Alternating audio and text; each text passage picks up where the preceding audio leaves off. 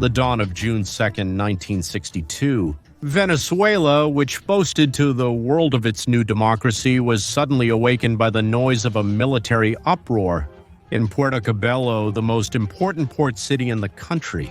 A sector of the middle-ranking officers of the Navy, along with supporters of communism in Venezuela, proposed to overthrow the government of democratic action, led by President Rómulo Betancourt.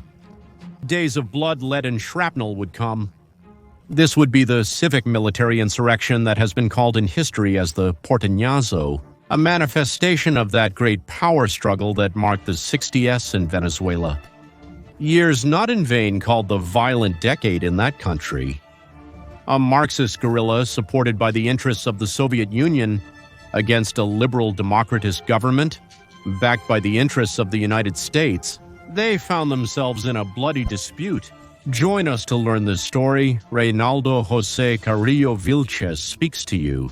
This is the New Encyclopedia, and I invite you to give us great support by liking this video, leaving your comments, we always read them all, hitting the bell for notifications, of course, subscribing to the channel and sharing it with all your acquaintances on social networks, on WhatsApp, and in any space.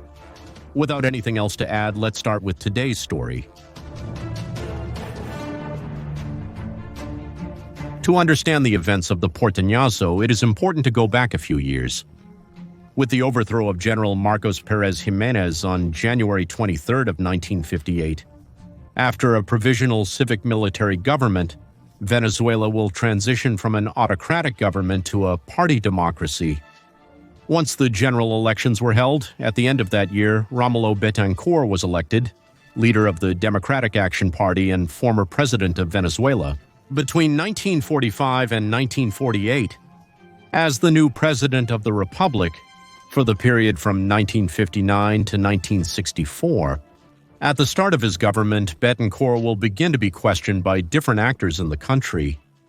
Firstly, by sectors of the armed forces, by a more nationalist and conservative tendency that will be skeptical due to Betancourt's communist past in his youth, his revolutionary ideas, and his policy of purging the armed forces under political party criteria.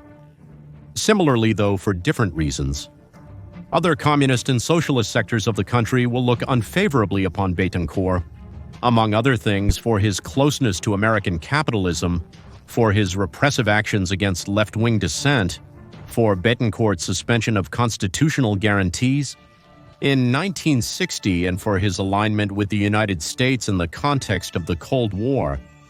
All of this causes armed conspiracies against the Betancourt government to begin in a very short time, especially from the left-wing sectors that had not stopped believing in armed struggle. By 1961, several military officers were already planning a large-scale coup alongside communist leaders. Eventually, divisions arise within the Democratic Action Government Party due to the creation of the Revolutionary Left Movement, better known as the Revolutionary Left Movement, a party with a communist stance which will have bad relations with Betancourt's administration from the start. Thus, with Mira at the helm, radical communism decides to organize to start the armed struggle. In 1961, against the government of Democratic Action, a government they labeled as capitalist, bourgeois, and subservient to American imperialism. The Communist Party of Venezuela will soon join these conspiracies. But it is not until May of 1962 that the first coup attempt by these sectors will take place, known as the Carupanazo. That episode would be the first military uprising carried out by elements of the military officialdom in collaboration with the communists, members of the National Guard and the Navy. In conjura with armed elements from the Revolutionary Left Movement and the Communist Party, they initiated the military uprising in the coastal city of Carupano. But the government gives a forceful response, and after 2 days of confrontations, 400 injured and 56 dead, the government manages to quell the rebels. A few days after the attempt, the Communist Party of Venezuela and Almir were disabled on the 9th of May, which ultimately triggers the definitive call to armed struggle by the left. However, these plans for armed struggle will suffer setbacks due to the emergence of disagreements among the conspirators and the intelligence work of the government which will monitor subversive activities, causing the conspirators to reveal their intentions hastily without the ability to articulate effectively.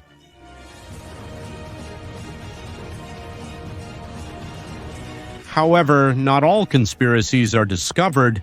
Some manage to continue. One of them is that of a group of Navy officers who had previously tried to articulate unsuccessfully with the rebels of the Porteñazo. This group would be made up of the ship captain, Manuel Ponte Rodriguez, the frigate captain, Pedro Medina Silva, and the corvette captain, Victor Hugo Morales, who, with the support of members of opposition parties, mostly from Venezuelan communism, among them German Leray from the Communist Party, Raul Hugo Rojas from MIR, and people from independent sectors stand out. They will coordinate a coup d'etat that would take place in Puerto Cabello with the aim of overthrowing the government. The conspirators of the Porteñazo will seek support from all components of the armed force, in the Army, the National Guard, the Aviation, and the Navy, gathering support from numerous units located in the central region of the country, among which Caracas, Maracay, La Guaira, and Puerto Cabello itself will stand out. Thus, on the 31st of May, the conspirators agree that the operations would properly begin on Saturday, June 2nd at 5 in the morning. The plan would be to take the central region to split the country in two and quickly occupy the capital, Caracas. In Puerto Cabello, they agree that Captain Pedro Medina Silva, then second commander of the naval base, Agustin Armario, would be the one to start the takeover of the battalion base and the ships, along with the rebels. And he should arrest those not involved and then, according to the plans, bring Captain Manuel Ponte Rodriguez and Captain Victor Hugo Morales in a clandestine manner so that the three of them would assume command of all operations. After this, according to the plan, key sites in the city of Puerto Cabello would be taken, such as prefectures, police headquarters, radio stations, telephone, electricity, and the radio of Puerto Cabello. Subsequently, if all this was achieved, they had to block road access into the airport, with a joint operation with the 55 Detachment of the National Guard, keeping 2 rifle companies in reserve for future actions in Caracas. For these aforementioned actions, planned in Puerto Cabello, the rebels would have, according to their estimates, by that date, a force close to 1,600 men, among elements of the National Guard and the Marine Infantry. With all the guidelines already planned, the coup plotters are setting in motion the actions to overthrow the government. However, complications begin on June 1st before the agreed date. Around noon in Cibacip, Puerto Cabello, there is an alert of an attempted coup d'etat, and a general barracks order and combat readiness are ordered.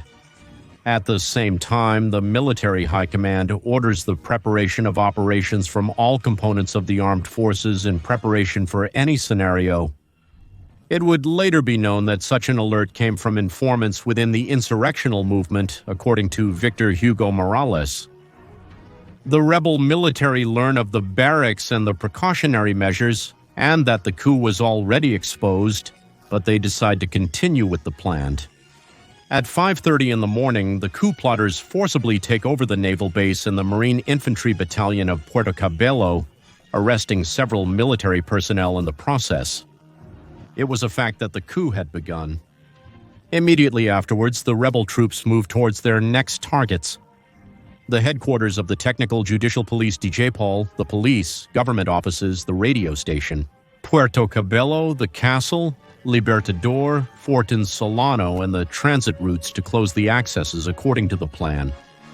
However, when communicating with his National Guard elements, who were conspiring to coordinate the capture of the airport, the closure of the Puerto Cabello route, and the takeover of the city, the coup plotters are surprised to find that the conspiring elements of the National Guard are refusing to cooperate with the insurrection.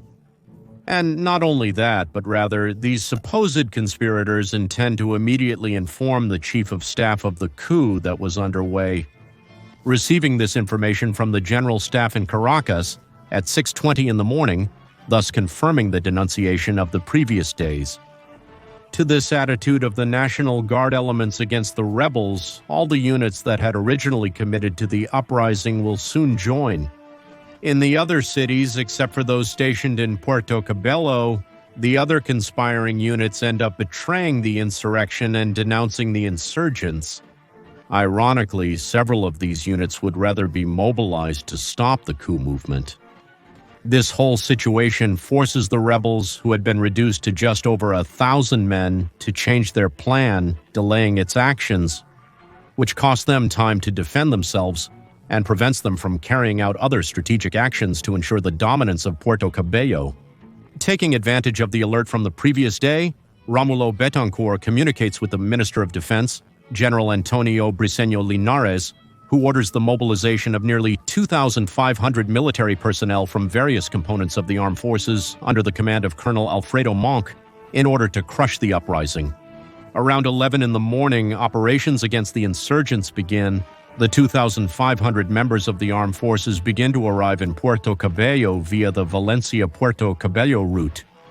At the same time, the destroyers Moran and Clemente begin to bombard the naval base that was in the hands of the rebels, while the aviation begins to attack the positions of the insurgents that were located in the middle of the city. As the bombings on the rebel naval base intensify, the command of the insurgents will be moved from Fortín Solano to Castillo Libertador. Around 1 in the afternoon of that fateful June 2nd, the rebels managed to free some guerrillas who were imprisoned in the Castillo Libertador and incorporate them into the city's defense. In what would be called the main line of resistance to fight the government troops between 1 and 5 in the afternoon, the battles intensify as the government troops arrive in the city. At the naval base, a group of captured officers who were loyal to the government managed to coordinate with other captains to recapture the command building and the communications building. The government in turn tries to retake Fort Solano with paratroopers and aviation elements. But due to its thick walls, coupled with the fact that the hillside terrain surrounding it had been set on fire by the rebels, this area could not be taken by the government until the next day. Between the afternoon and night of that June 2nd, the officers loyal to the government would take over more naval base facilities, taking advantage of the confusion and communication problems among the rebels. By 10 o'clock on the night of that June 2nd, the rebels withdraw from the naval base and fortify their positions. Near the Libertador Castle, where Navy Captain Manuel Ponte Rodriguez, the last remaining commander of the rebels, will take refuge around midnight. In those hours, there will be another turn of events at the Libertador Castle, where the troops loyal to the government who were captured there will take over the place and arrest the coup leader, Captain Ponte Rodriguez. After fierce fighting during that night, the situation could not be worse for the coup plotters.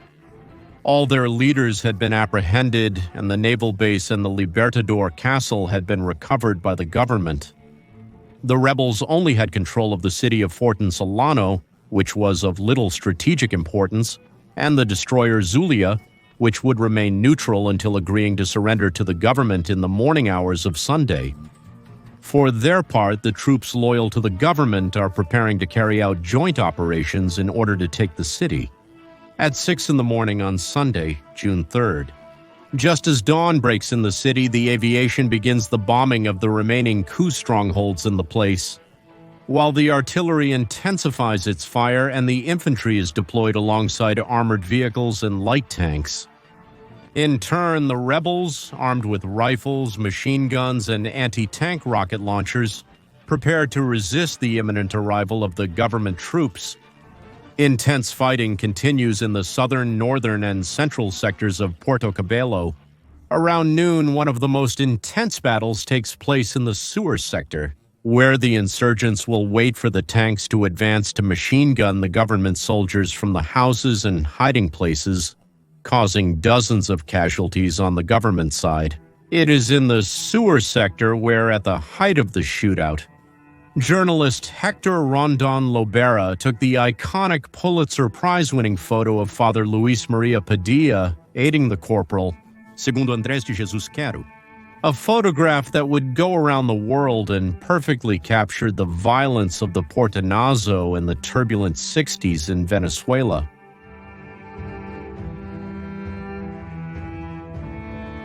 But returning to the combat, in response to this ambush by the insurgents in the sewer, the government tanks will open fire on the houses occupied by the rebels. At the same time as they evacuate the wounded, they manage to continue the advance quickly around 3 in the afternoon. After that, they are reassigned to occupy other positions in rebel hands street by street, like the fire department, from where the paratroopers were being machine-gunned, who had been trying to take Fort Solano since the day before. The government troops will continue to the Miguel Peña High School, where they will face a fierce but fleeting resistance, as this building will be shelled, causing the rebels to flee. Finally, the troops continued to advance and suppress the last rebel positions near the Social Security Hospital of Puerto Cabello, eliminating through skirmishes the last remaining guerrilla strongholds and quelling the uprising definitively around 6 in the evening on June 3rd. Finally, as the climax of the conflict, Fort Solano was taken after several joint operations. This fort, despite its little strategic importance, ended up being an obstacle thanks to the rebel defenses stationed in the city, as this fortress had machine gun nests that would be quelled after bombings in the morning hours. The Porteñazo had now finally ended, leaving a balance of 539 detainees, more than 400 dead and 700 injured, according to official and unofficial figures. The Porteñazo was, without a doubt, the most violent coup attempt in the contemporary history of Venezuela. It is remembered, among other things, for the extremely violent and unprecedented circumstances in which it occurred. After the attempt, the insurgents were prosecuted, and in the case of the leaders of the insurrectional movement, they were recognized as commanders of the National Liberation Armed Forces, the armed wing of the Communist Party, in the armed struggle that will last until 1969 in Venezuela, when President Rafael Caldera undertakes his pacification policy, integrating guerrillas and fighters from the armed struggle into national political life. As Luis Alberto Buteau, a specialist in Venezuelan civil and military relations, rightly points out, the key to the defeat of the Porteñazo was the product of 3 fundamental factors: the intelligence operations carried out by the government, the hesitation of the subversive units involved, and the natural inequality of the strength of the 2 opposing sides.